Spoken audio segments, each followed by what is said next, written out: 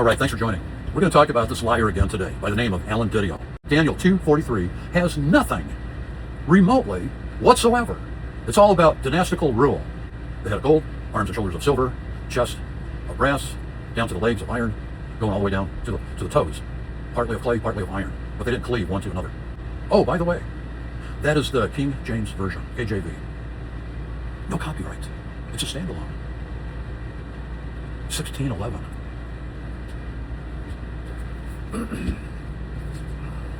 Now, let's go to page 152. Again, summoning the demon, AI, aliens, and the Antichrist. Alan Didio. Let's read just a very brief sampling here. One of the most interesting passages in the Bible concerning the Nephilim, so now we're talking about the Nephilim, in a eschatological context, is Daniel 2:43, ESV, which states, now this is completely off the charts as compared to what states the King James Version, 1611 AV, authorized version. As you saw the iron mixed with soft clay, so they will mix with one another in marriage. But they will not hold together, just as iron does not mix with clay. Now, we were giving yesterday all the examples of the different components, because there's only two. Is the clay, but the potter is the most important takeaway lesson that we need to understand, because the potter is God. God does whatever God wants to do with that same lump of clay, making it into a different, different vessel. It doesn't say anything about taking and, as you saw the iron mixed with soft clay, so they will mix one with another in marriage, but they will not hold together. What are they going to do? Get a group divorce or something? Alan, where are you going with this? But they will not hold together, just as iron does not mix with clay. Well, that's the whole point. Where did the marriage get interjected into this thing? Now, let's do this. Let's go over to Daniel, and we'll go to chapter 2, and we'll go to 43, and see what it says, so that we can compare both of those scriptures, one with another.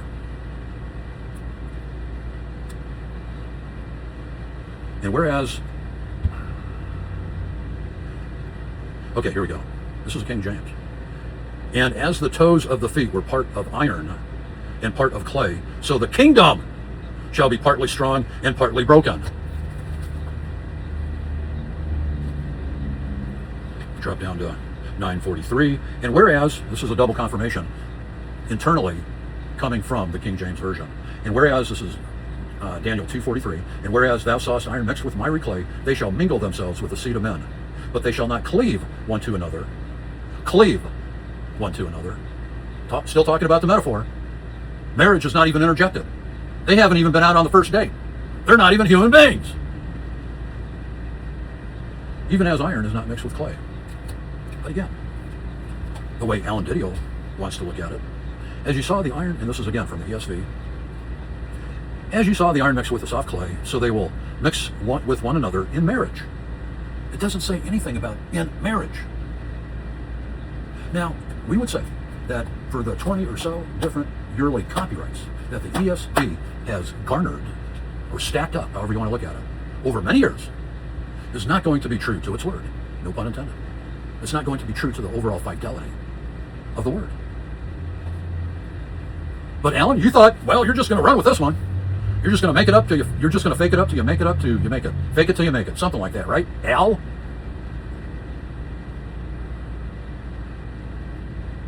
Even though we've discussed this in a previous chapter, oh, well, that just substantiates everything.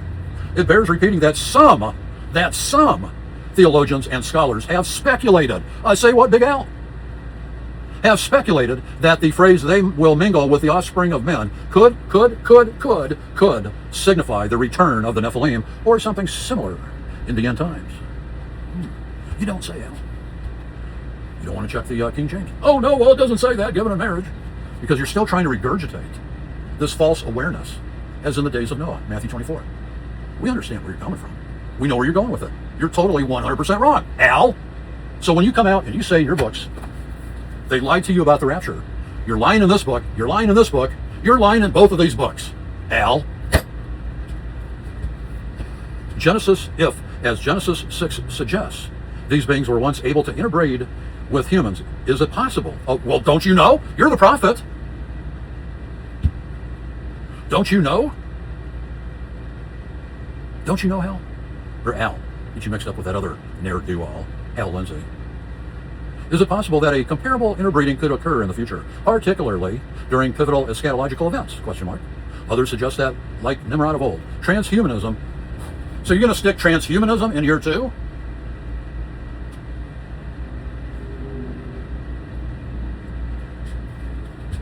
Hal?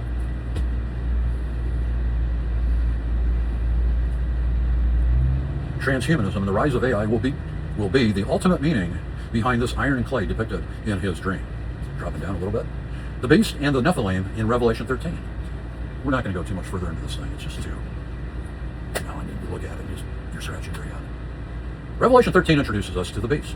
A figure, yes, and what preceded that, what starts out in Revelation chapter 13, is the beast that comes up out of the water, Al, 7 heads, 10 horns, and 10 crowns upon the horns. Egypt, Assyria, Babylon, Persia, Greece, Rome. Then the kingdom of God, which is Daniel 2:44.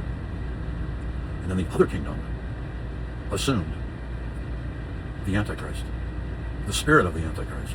So you people are looking for an Antichrist, a physical Antichrist, that meets your parameters, at least for selling books, at least for speculation. Al, what is wrong with you, Al? Again, Revelation 13 introduces us to the beast, a figure that has been the subject of much theological... There's that speculation again. Let's follow that through, because 13, when you have the beast that rises up out of the water, again with the 7 heads, 10 horns, and 10 crowns upon the horns, later on, that's where the 7-year pre-trib dispensational rapture cultists, they get their Antichrist from, because the word says that one of its heads, dynastical heads, the precedent was set in Daniel chapter 2. Al, would you wake up? And as we all know, it says, and his head wound was healed. Okay. Well, what anti in place of, against, or diminishing the finished work of Jesus Christ on the cross? What went away in 66 to 70 AD and then came back? We can look at it like that.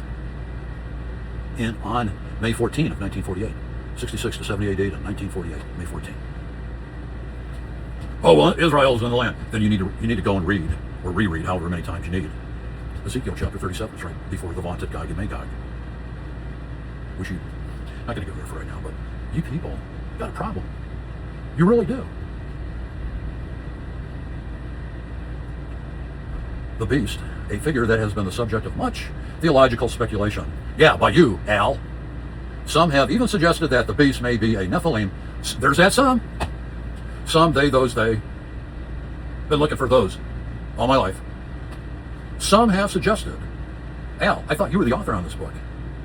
Why are you shimmy-shamming, like the steering wheel on a 1960s car? It shimmy-shammies sometimes, if you go back that far. But Al, your steering wheel, you don't even have the car running, Al.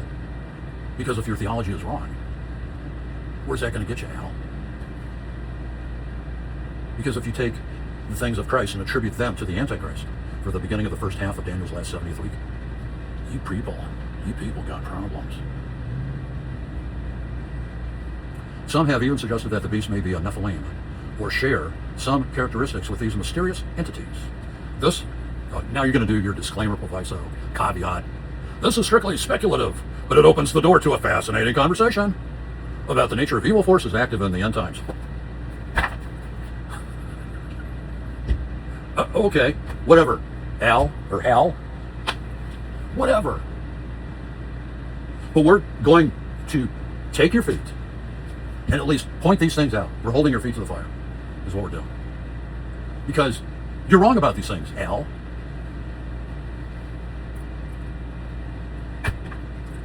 Al, we are disappointed in you. We really are. Very disappointed. And you can't keep doing these things, Al, because you're turning many astray that are thinking that they're going to be out of here when they're going through the tribulation, and they have to wait. There's only 1 second coming. They have to wait until the 6th seal, which harmonizes in the wrath of God, all the way at the end of the tribulation, which is 42 months, 1,260 days based on a 30-day lunar array calendar, and or times of time. That comes at the end, right before Armageddon, where the 6th seal, which harmonizes with the 7th trumpet and the 7th vial, they all have one commonality. They match up synergistically with the wrath of God. So Al, if you're not on the right side of the coin, if you've got throngs and thousands and just of people, of dear souls, that are coming to you, Al, and they're saying, Pastor, Didio, and supposedly now you're a doctor or a bishop or something. Don't know, don't care. What are you going to tell them? After you cobble together all of the different versions of the Bible with all their adjacent yearly copyrights, what are you going to tell them then, Al? Because you're going through the tribulation. People, understand that. You're going through the tribulation. The Lord's going to guide you through it. There'll be no more hitting the rocket Maribor 2 times. We're talking some pretty miraculous things that will just knock your socks off. But that's okay. If you want to believe all these things that are mishmashing all over the place in these different versions from people like false prophet Al Didio, who's telling you that they lied to you, when in point of fact, Al Didio is lying to you, then what are you going to say to him when you're going through the tribulation? That's going to be a decision you have to make. We'll leave you with that thought. If you're remnant, please stay remnant. And let as many people know as you can about the remnant message, the remnant of who? The remnant of Israel that was taken from that physical construct and converted over, having been passed over, translated over, and born again as spiritual Israel. It's like what came first, the chicken or the egg? Well, in this case, it was the birth of Israel. Before, there's nothing wrong. Before, you can claim, well, that's my born again experience from the cross, or at the cross. It goes for the macro and then down to you, which is the micro. And don't let these, please, people, do not let these false prophets like Alan Didio lie to you about the schematics of eschatology. Okay? Good to go. Because if you want to go listen to lies, just go to your favorite 501c3 church that espouses, and there's millions and millions and millions of people. They say worldwide, it's over 100 million people that espouse the false doctrine, the 7-year dispensational pre-trib rapture doctrine. And they're trying to put their boogeyman into Daniel 2:43. They're trying to put their boogeyman into Revelation chapter 13 and all these other places. But it's shifting people's awareness and vision, spiritual awareness and spiritual vision, from being the true Jews away from the real crucibles of what's going on and how we should properly prepare. Because you 7-year dispensational pre-trib rapture cultists are not prepared. We're telling you to get into that ark of preservation. The ark of preservation. It's as simple as that. I love you guys. We'll talk soon.